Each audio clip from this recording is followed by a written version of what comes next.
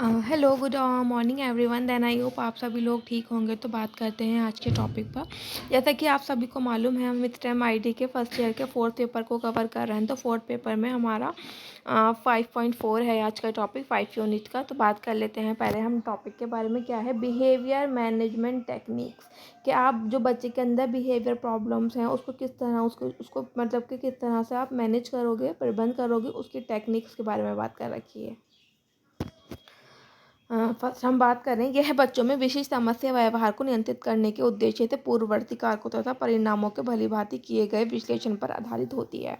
जब हम बात करते हैं कि हम बच्चे के अंदर जो बिहेवियर प्रॉब्लम है, जो उसका उद्देश्य, उससे पहले के जो पूर्व कारक होते हैं उसके जो परिणाम होते हैं, मतलब बिहेवियर प्रॉब्लम कंडक्ट करने के, तो जो उसका विश्लेषण एनालिसिस किया जाता है उसी के बेसिस पे हम लोग टेक्निक्स यूज़ करते हैं बच्चे के बिहेवियर को मैनेज करने की। शिक्षकों को आवश्यकता अनुसार समस्या व्यवहार का प्रबंध करने के लिए प्रयोग किए जाने वाली विधि प्रविधि से बने पैकेज कार्यक्रम के बारे में निश्चित करना होगा।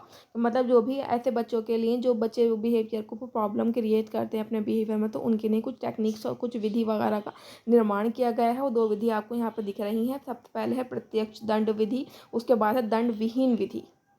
एक एक करके जानते हैं दोनों विधियों के बारे में। तो जैसा कि आप यहाँ ऊपर स्क्रीन पर देख पा रहे होंगे, प्रत्यक्ष दंड विधि।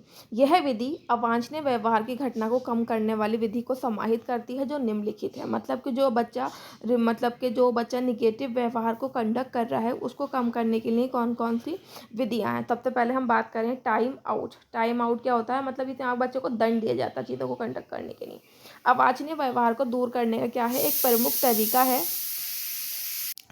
इस प्रवृत्ति में अवांछनीय व्यवहार के होने के बाद एक निश्चित समय के लिए व्यक्ति को मिलने वाले सारे पुनर्बलन को रोक दिया जाता है। बच्चे को पुनर्बलन मिलने वाले क्षेत्र से हटा लेने से अवांछनीय व्यवहार को निर्भर करने की प्रक्रिया है। कि मतलब जब बच्चा कोई भी एक पर्टिकुलर बिहेवियर में प्रॉब्लम क्रिएट करता है, तो उसकी जो बिहेवियर प्रॉब्लम होती है उसके बाद उसे जो भी कुछ पर्टिकुलर टाइम के लिए उसे जो भी चीज़ें मतलब मिलती हैं, उसका पुनर्बलन हो गया, तो वो सब चीज़ें क्या होती हैं, रोक दी जाती हैं। और बच्चे को मतलब कि उस क्षेत्र से हटा दिया जाता है। एक पर्टिकुलर जहाँ पे वो बैठा होता है, क्लासरूम है, उसका घर है, उसका रूम है, कहीं भी, तो उसे एक पर्टिकुलर रूम से हटा के एक अलग टाइम उस जगह पे बिठा दिया जाता है।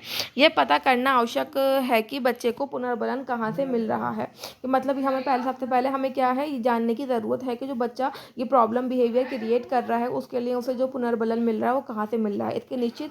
इसके पश्चात बच्चे को एक ऐसी स्थिति में रखा जाता है जिसमें पुरस्कार की कोई भी संभावना 2-3 मिनट के लिए पूर्ण हटा दी जाती है।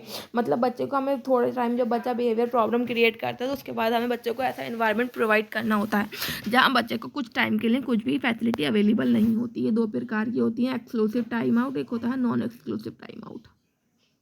तो पहले पढ़ लेते हैं एक्सक्लूसिव टाइम आउट के बारे में। यह इस तरह के टाइम आउट व्यवहार को करने के पश्चात उसे भौतिक रूप से उस परिस्थिति के वातावरण में कुछ समय के लिए हटा दिया जाता है। कि मतलब जो आपका एक्सक्लूसिव टाइम आउट है उसमें जो फिजिकली तौर पे बच्चा जो कंडीशन में अवेलेबल होता है उसे उस जगह से हटा दिया जाता है। यह 3 प्रकार का होता है, continent of the time out, isolation time out, एक होता है सेक्युलेशन टाइम आउट। उसके बाद बात करें नॉन एक्सक्लूशन टाइम आउट। इस विधि में बच्चे को पुनर्बलन युक्त वातावरण से अलग नहीं किया जाता है बल्कि उसी परिस्थिति में कुछ पुनर्बलन पर रोक लगा दी जाती है। हम एक्सक्लूसिव टाइम आउट में बच्चे को वहाँ से हटा देते थे, बट हम नॉन एक्सक्लूजन टाइम आउट में क्या करते हैं, बच्चे को उसी जगह पर बिठा के रखते हैं, बट जो उसे पुनर्बलन उस इन्वायरमेंट में मिलना चाहिए वो उसे वहाँ नहीं मिलता। जैसे सामाजिक पुनर्बलन, ध्यान न देना इत्यादि, ये 2 प्रकार का होता है।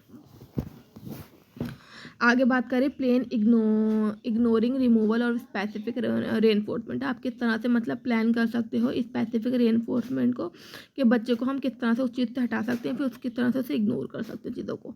प्रवृत्ति अवांछनीय व्यवहार को दूर करने के लिए उपयोग में लाई जाती है। क्या है ये आपकी? यह है प्रवृत्ति जो बच्चा अवांछनीय निगेटिव व्यवहार को दूर करने के लिए क्या है, उपयोग में लाई जाती है। इसमें सुव्यवस्थित एवं क्रमिक रूप से अवांछनीय व्यवहार के घटित होने पर घनात्मक पुनर्बलन को हटाया जाता है।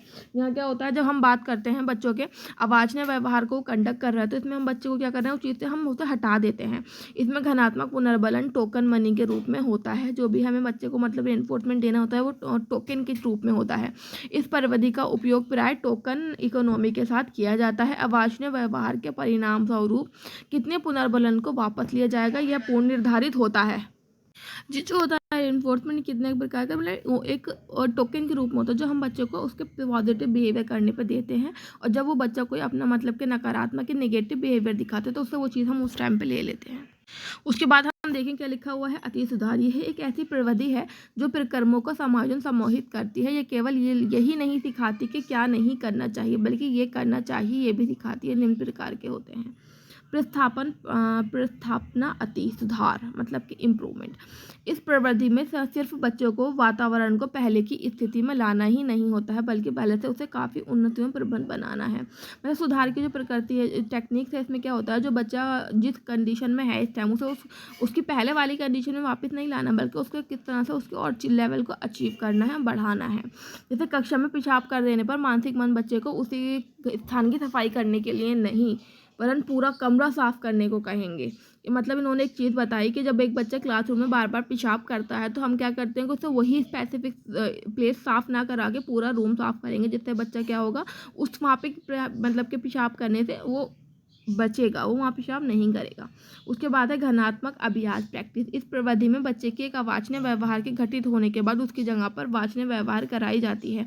इस प्रविधि में जब बच्चा अवांछनीय व्यवहार करता है तो उसको तुरंत बाद सारी गतिविधियों को रोक दिया जाता है एवं उसे एक वांछनीय व्यवहार को बार बार करने के लिए बाध्य किया जाता है। जब बच्चा वाद्य का अभ्यास कर लेता है तो उसे पुनर्बलन दिया जाता है। मतलब जो बच्चे ने क्या किया, कुछ एक निगेटिव व्यवहार को कंडक्ट किया, जब उसे निगेटिव व्यवहार को कंडक्ट किया तो हमने क्या किया, उसके सारे पुनर्बलन वहाँ उस कंडीशन में हमने रोक दिए। फिर हम उसे एक पॉजिटिव व्यवहार को करने के लिए बार बार मोटिवेट करते हैं। अगर वो बच्चा मतलब कि जो बच्चा अगर वो वाला व्यवहार कंडक्ट कर लेता है तो हम उसको बार बार उस चीज़ का अभ्यास कराया जाता है, फिर उसके बदले में उसे क्या जाता है, पुनर्बलन दिया जाता है। यहाँ बात करें क्या लिखा हुआ है, शारीरिक प्रतिबंध। इस प्रक्रिया में घटना के बाद शारीरिक क्रियाओं पर प्रतिबंध लगाया जाता है कि जब बच्चा मतलब कोई बिहेवियर प्रॉब्लम, बच्चे के बिहेवियर में कोई प्रॉब्लम आपको दिखी तो उसमें क्या होता है, बच्चे की जो फिजिकल एक्टिविटी होती है उसको थोड़े टाइम के लिए रोक दिया जाता है।